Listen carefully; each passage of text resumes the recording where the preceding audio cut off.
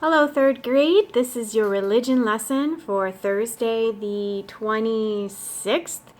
Today we're going to be doing two eggs. We're going to start with our light purple egg.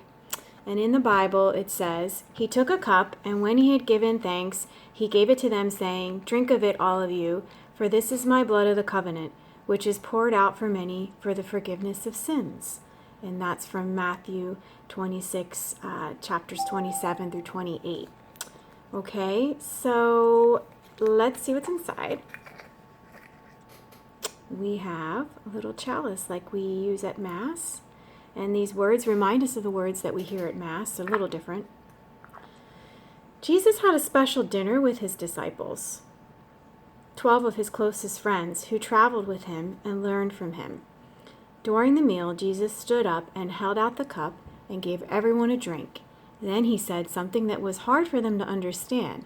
He said that the wine in his cup was his blood. He didn't mean that they would actually be drinking his blood, but that the wine was a symbol of his blood. He wanted them to remember this special night and the covenant or promise he was making to them and to all people. Do you know what a promise is? Do you know what that promise was? You'll find out if you keep listening. Well, we're going to do two eggs today, so let's see if we find out. Okay, our next egg is our orange egg. Okay? And this part is from the Bible, from Mark. "And they went to a place called Gethsemane, and he said to his disciples, 'Sit here while I pray.' And he took with him Peter and James and John, and began to be greatly distressed and troubled. And he said to them, 'My soul is very sorrowful, even to death. Remain here and watch.'" Okay, let's take a look inside our orange egg. And we have a set of hands praying, prayer hands. Okay. After dinner with his disciples, Jesus took them to a garden. He asked them to pray while he went to another place in the garden to talk to God alone. He began to be sad and to dread what he knew was going to happen soon. He was going to die. Jesus was willing to die. He once said, "No one takes my life from me, but I lay it down of my own accord."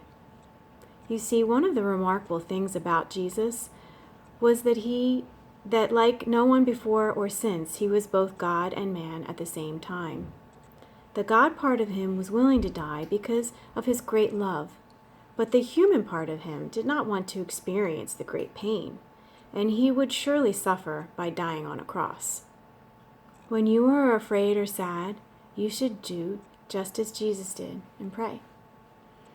So we've talked a lot about that in class, how Jesus, while he was a person, had feelings just like you and me, and even though he knew that God would be with him and that he would take care of him, the human part of him couldn't help but be worried and afraid a little bit of all the pain and suffering he was about to face.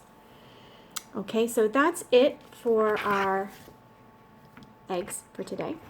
You guys are going to go get your Stations of the Cross coloring book. You're going to do stations 3 and 4 today. And then you're going to need your language arts notebook. In the station section that you already started, you're going to answer the questions that I have for you on my teacher page, okay? There's a few of them, and you're just going to number them and answer them in your notebook. I just asked you a few questions about what you think about the stations and how you think maybe you would have treated Jesus if you were there, and how you think Mary might have been feeling. So take your time and write those in complete sentences in your notebook, and I will see you next time.